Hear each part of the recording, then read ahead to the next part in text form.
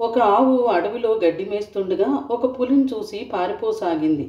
పులిబారి నుండి తప్పించుకోవడానికి ఆ ఆవు ఒక నీళ్లు లేని బాగా బురదగా ఉన్న చిన్న చెరువులో దూకేసింది. ఆ ఆవును తరుముకుంటూ వస్తున్న పులి కూడా ఆ తమకంలో ఆ బురదగా ఉన్న చెరువులో దూకేసింది. ఆ నీళ్లు లేని బురదలో ఉన్న చెరువులో ఎంత ఒకదాని మీద ఒకటి పడ్డా ఆ చెరువులో నుండి బయటికి పడడం వాటి వల్ల కాలేదు. పులిని ఆవును చూసి, ఇప్పుడు నీ ఎముకలు పరపరా నమిలేయాలనుంది అన్నది. ఆ పులి ఆవుపైకి పంజా విసరాలని శతవిధాలా ప్రయత్నించింది, విఫలమైంది. ఆ బురదలో నుండి తప్పించుకోలేక నిస్సహాయురాలైంది. అప్పుడు ఆవు పులిని చూసి నవ్వి, నీ యజమాని ఎవరైనా ఉన్నారా అని అడిగింది పులిని. ఏం మాట్లాడుతున్నావు? ఈ అడవికి యజమానిని నేనే, నువ్వెందుకు అలా అడుగుతున్నావు? నాకు నేనే కదా యజమానిని అని గర్వంగా గర్జించింది. అప్పుడు ఆవు నవ్వి, అడవికి రాజువే కావచ్చు, కానీ ఇప్పుడు నిన్ను నీవు రక్షించుకోలేని స్థితిలో ఉన్నావు కదా అన్నది.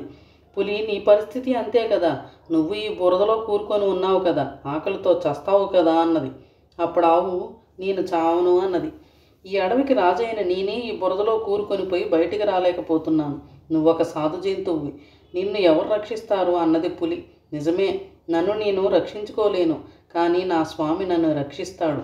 సూర్యాస్తమయం అవడంతో నేను ఇంటికి చేరకపోవడంతో నన్ను వెతుక్కుంటూ వస్తాడు.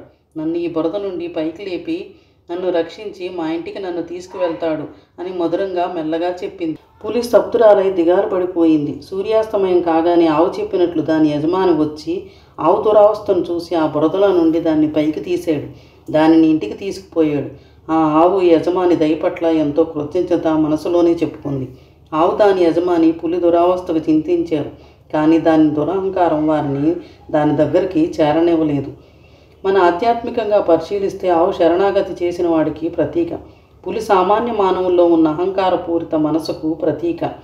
యజమాని గురువు లేదా మనం ఆధ్యాత్మికంగా పరిశీలిస్తే గురువు లేదా మన స్వామి, బురద, మన చుట్టూ ఉన్న ప్రపంచం ఆకర్షణలో పులి ఆవును తరుముకు రావడం మన జీవిత పోరాటం అన్నమాట.